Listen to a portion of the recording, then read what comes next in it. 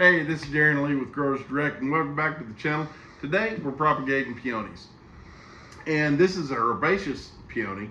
And we went to Lowe's and picked this one up. Huge plant. It was $104.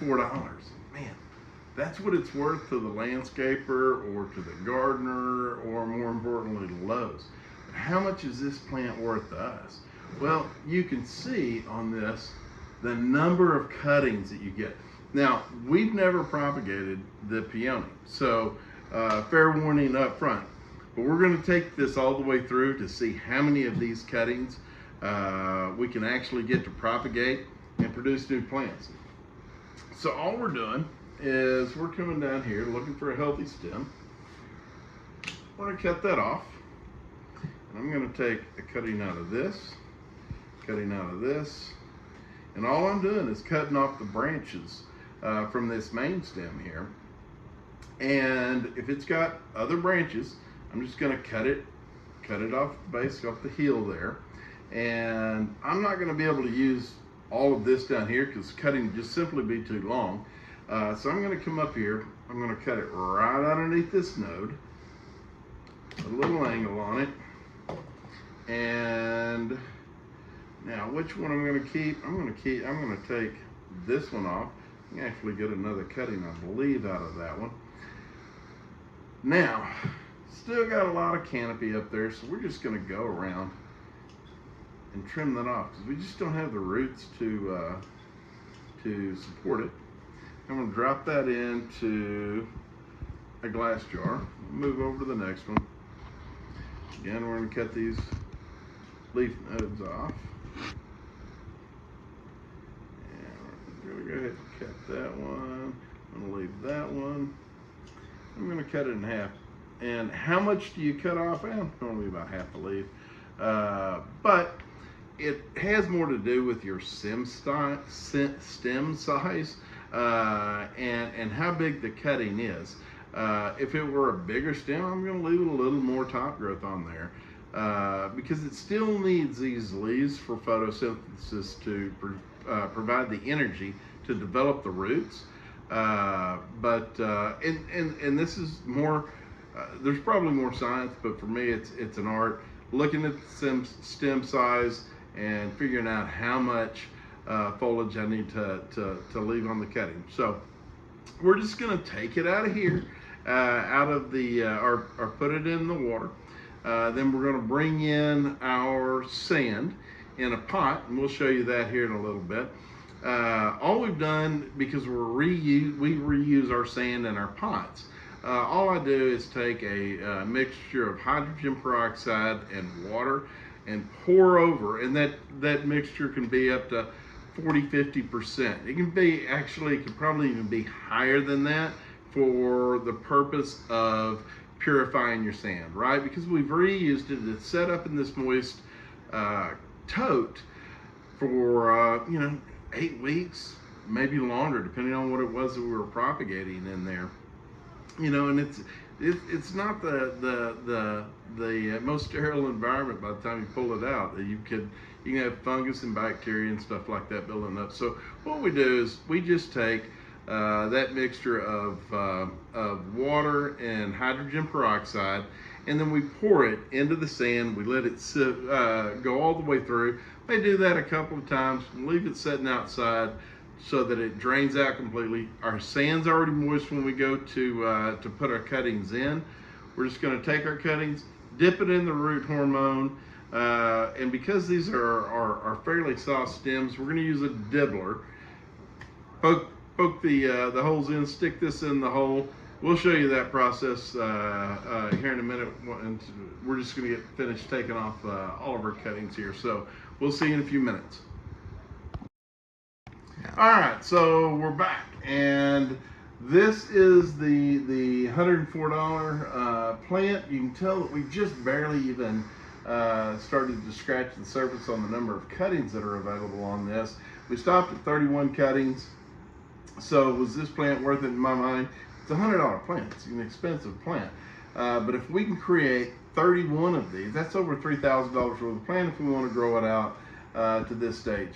I probably won't. I will probably sell it at a year old. But absolutely, in my mind, was this worth it?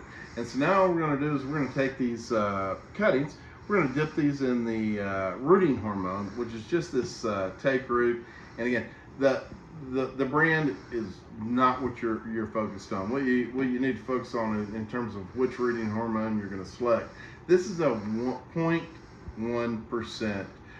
indole-3 butyric acid. Whereas with our hardwood cuttings, we will use a 1.0% butyric acid, and they've got them higher than that, depending on what you're wanting to do and what you're working with. That's what you're really focused on, because when they're talking about, you know, using honey and using cinnamon and stuff like that, those are great fungicides and natural fungicides, but they don't have the true rooting hormone in them. So all we're going to do is we're going to shove our dibbler in. We're going to make an appropriate size hole, maybe just a little bit bigger. We'll dip our cutting in the rooting hormone. And people say, you know, man, you don't have to use rooting hormone. Man, they're absolutely right. But your percentages are so much better when you do. So we'll get these things stuck, and we will follow the progress, bring you along with us, and you'll see how many of these we were able to successfully get propagated, and then how many of those were we able to get hardened into a pot that we can sell. Because at the end of the day, that's what tells us what each of these cuttings is truly worth. So catch you in a few minutes, or actually in a few weeks, when we see what these things are going to do. Thanks a lot, and catch you on the next episode. All right, so peonies, and this is our first go around with peonies, but we're doing the pull test on them, and they all seem to be stuck in there pretty good. We planted these on May 6th, and today is June 9th. 11th. So, you know, just over a month. By the feel of them, I'm betting that we could have pulled them maybe a little earlier, but and I am really going to wish that I had or put these in a smaller pot. If you look at this, I'm betting we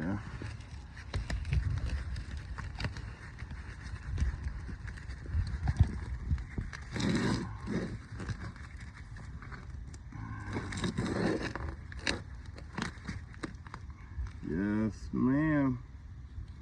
There we go. Got some roots there.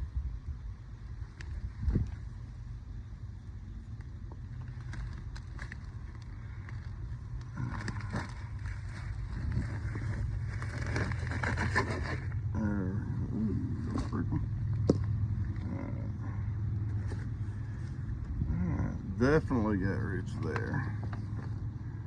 Oh, look at all that callousing too.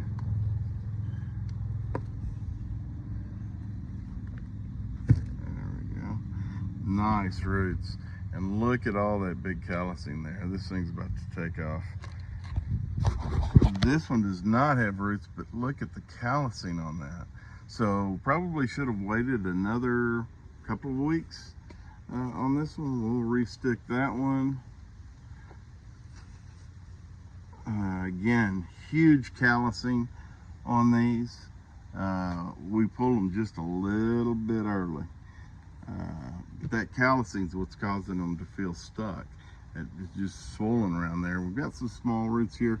We're going to restick that one too. And you can see that I did pull off some roots when I dumped it. But that is, there it is. That one's got roots.